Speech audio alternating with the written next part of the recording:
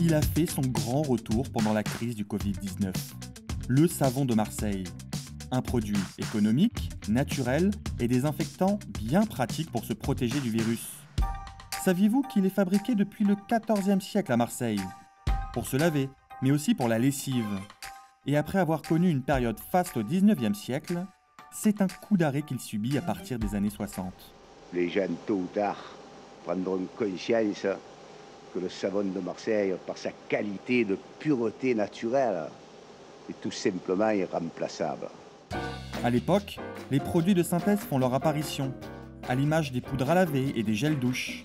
La machine à laver se démocratise, au placard le gros bloc de savon.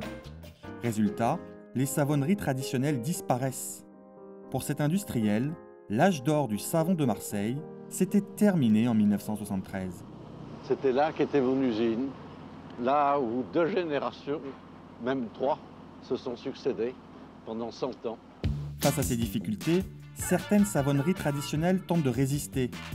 Au début des années 80, elles se diversifient et se lancent elles-mêmes dans la conception de lessive en poudre.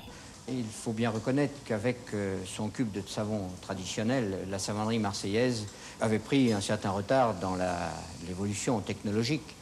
En plus de cette concurrence, le savon marseillais fait face à une contrainte, celle de ne pas bénéficier d'appellation d'origine contrôlée. Résultat, des usines profitent de la renommée du produit. Les imitations se multiplient. En 1992, ce directeur commercial d'une savonnerie marseillaise militait pour la création d'un label. Est-ce que vous seriez pour une appellation contrôlée de la marque Savon de Marseille? Bien sûr, c'est ce qui peut sauver d'ailleurs des industries comme les nôtres. Car on pense, nous, que le nom de Savon de Marseille est un petit peu galvaudé. Dans les années 2000, toujours pas d'appellation contrôlée pour le savon de Marseille. Pire, il est même copié à l'étranger, comme en Chine ou en Turquie. C'est une mine d'or, là, le savon.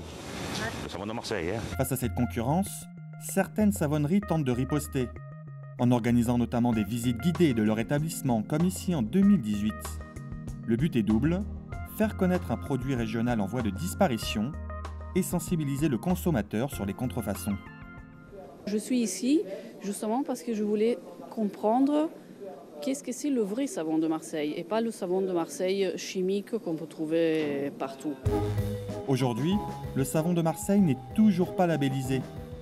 Au début du XXe siècle, la cité phocéenne comptait encore 90 savonneries traditionnelles. Plus d'un siècle après, il n'en reste plus que 4.